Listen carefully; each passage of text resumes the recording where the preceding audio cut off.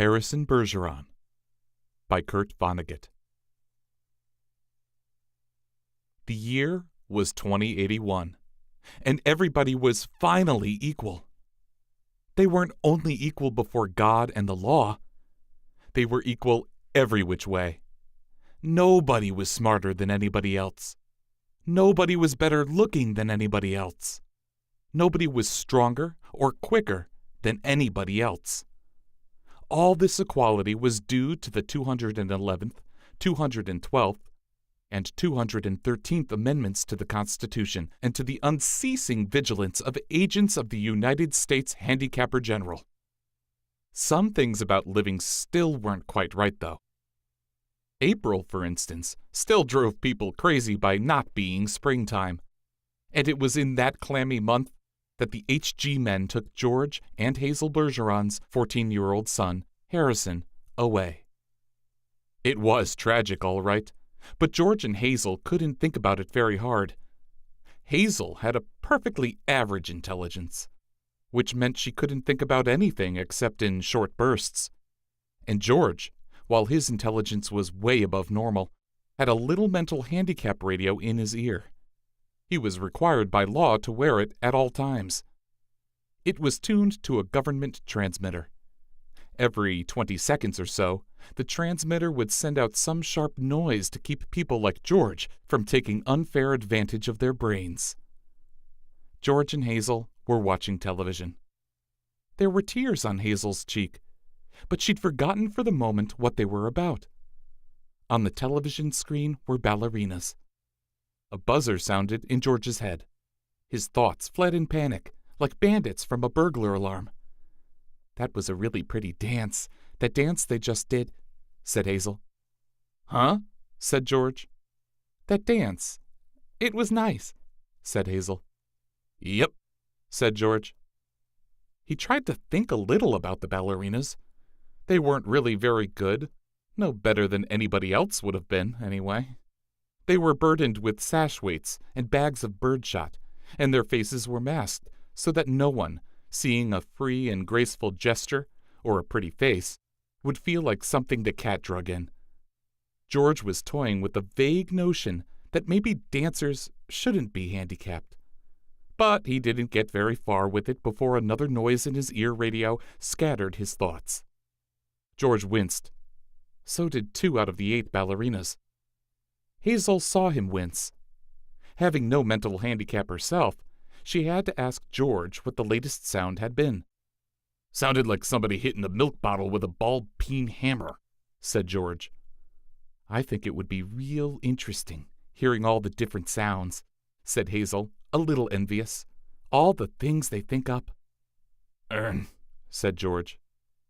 "Only if I was Handicapper General, you know what I would do," said Hazel.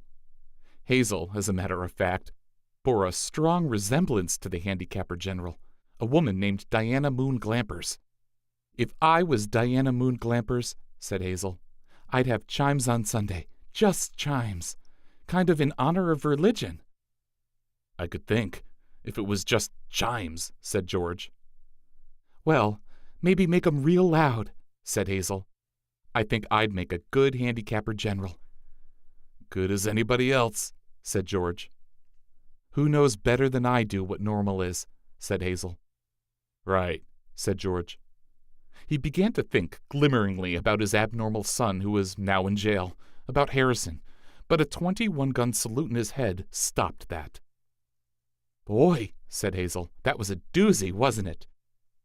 It was such a doozy that George was white and trembling, and tears stood on the rims of his red eyes. 2 of the 8 ballerinas had collapsed to the studio floor and were holding their temples. "All of a sudden you look so tired," said Hazel. "Why don't you stretch out on the sofa, so you can rest your handicap bag on the pillows, honey bunch?"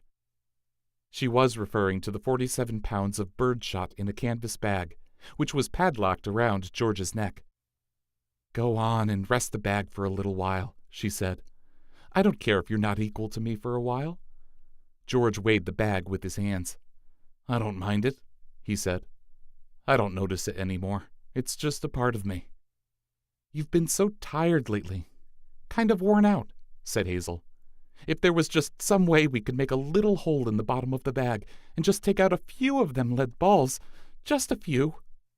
2 years in prison and $2,000 fine for every ball I took out," said George. "I don't call that a bargain." "If you could just take a few out when you come home from work," said Hazel. "I mean, you don't compete with anybody around here. You just sit around." "If I tried to get away with it," said George, "then other people'd get away with it, and pretty soon we'd be right back to the Dark Ages again, with everybody competing against everybody else. You wouldn't like that, would you?" "I'd hate it," said Hazel. "There you are," said George. "The minute people start cheating on laws, what do you think happens to society?" If Hazel hadn't been able to come up with an answer to this question, George couldn't have supplied one. A siren was going off in his head. "Reckon it'd fall all apart," said Hazel. "What would?" said George blankly. "Society?" said Hazel uncertainly. "Wasn't that what you just said?" "Who knows?" said George. The television program was suddenly interrupted for a news bulletin. It wasn't clear at first as to what the bulletin was about, since the announcer, like all announcers, had a serious speech impediment. For about half a minute, and in a state of high excitement, the announcer tried to say, "Ladies and gentlemen." He finally gave up, handed the bulletin to a ballerina to read. "That's all right," Hazel said of the announcer. "He tried. That's the big thing. He tried to do the best he could with what God gave him. He should get a nice raise for trying so hard." "Ladies and gentlemen," said the ballerina, reading the bulletin. She must have been extraordinarily beautiful, because the mask she wore was hideous, and it was easy to see that she was the strongest and most graceful of all the dancers, for her handicap bags were as big as those worn by 200-pound men, and she had to apologize at once for her voice, which was a very unfair voice for a woman to use. Her voice was a warm, luminous, timeless melody. "Excuse me," she said, and she began again, making her voice absolutely uncompetitive. "Harrison Bergeron, age 14, she said in a grackle squawk, "has just escaped from jail, where he was held on suspicion of plotting to overthrow the government. He is a genius and an athlete, is under-handicapped, and should be regarded as extremely dangerous." A police photograph of Harrison Bergeron was flashed on the screen, upside down, then sideways, upside down again, then right side up. The picture showed the full length of Harrison against a background, calibrated in feet and inches. He was exactly 7 feet tall. The rest of Harrison's appearance was Halloween in hardware. Nobody had ever borne heavier handicaps. He had outgrown hindrances faster than the H-men could think them up. Instead of a little ear radio for a mental handicap, he wore a tremendous pair of earphones and spectacles with thick, wavy lenses. The spectacles were intended to make him not only half blind, but to give him wanging headaches besides. Scrap metal was hung all over him. Ordinarily, there was a certain symmetry, a military neatness to the handicaps issued to strong people, but Harrison looked like a walking junkyard. In the race of life, Harrison carried 300 pounds. And to offset his good looks, the HG men required that he wear at all times a red rubber ball for a nose, keep his eyebrows shaved off, and cover his even white teeth with black caps at snaggletooth random. "If you see this boy," said the ballerina, "do not, I repeat, do not try to reason with him." There was the shriek of a door being torn from its hinges. Screams and barking cries of consternation came from the television set. The photograph of Harrison Bergeron on the screen jumped again and again, as though dancing to the tune of an earthquake. George Bergeron correctly identified the earthquake, and well he might have, for many was the time his own home had danced to the same crashing tune. "My God," said George, "that must be Harrison." The realization was blasted from his mind instantly by the sound of an automobile collision in his head. When George could open his eyes again, the photograph of Harrison was gone. A living, breathing Harrison filled the screen. Clanking, clownish and huge, Harrison stood in the center of the studio. The knob of the uprooted studio door was still in his hand. Ballerinas, technicians, musicians, and announcers cowered on their knees before him, expecting to die. "I am the Emperor," cried Harrison. "Do you hear? I am the Emperor. Everybody must do what I say at once." He stamped his foot, and the studio shook. "Even as I stand here," he bellowed, "crippled, hobbled, sickened, I am a greater ruler than any man who ever lived. Now watch me become what I can become." Harrison tore the straps of his handicap harness like wet tissue paper, tore straps guaranteed to support 5,000 pounds. Harrison's scrap iron handicaps crashed to the floor. Harrison thrust his thumbs under the bar of the padlock that secured his head harness. The bar snapped like celery. Harrison smashed his headphones and spectacles against the wall. He flung away his rubber ball nose, revealed a man that would have awed Thor, the god of thunder. "I shall now select my empress," he said, looking down on the cowering people. "Let the first woman who dares rise to her feet claim her mate and her throne." A moment passed, and then a ballerina arose, swaying like a willow.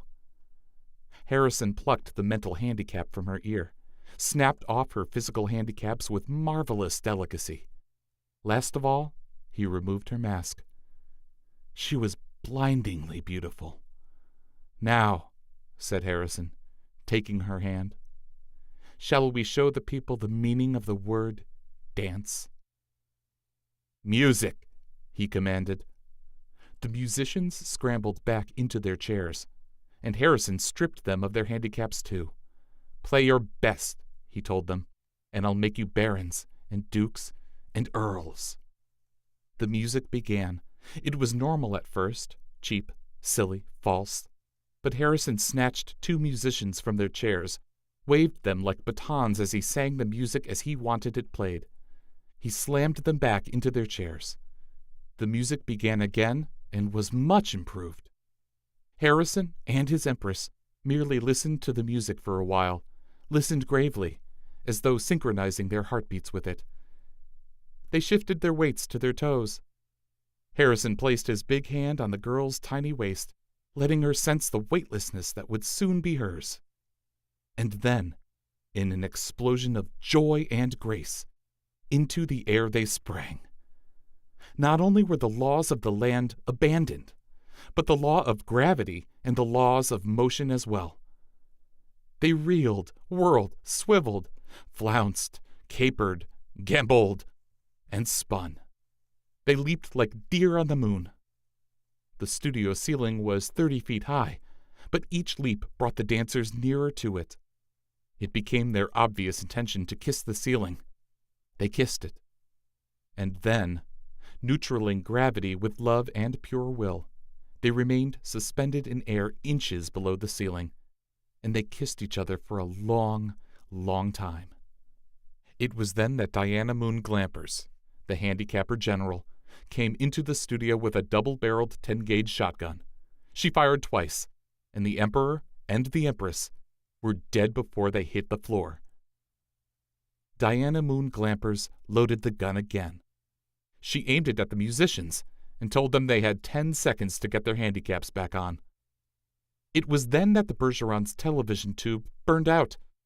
Hazel turned to comment about the blackout to George, but George had gone into the kitchen for a can of beer. George came back in with the beer, paused while a handicap signal shook him up, and then he sat down again. "You been crying?" he said to Hazel. "Yep," she said. "What about?"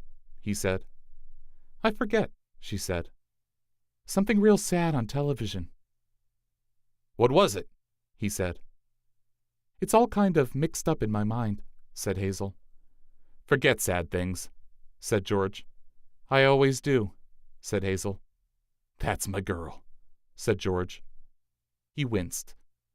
There was the sound of a riveting gun in his head. "Gee, I could tell that one was a doozy," said Hazel.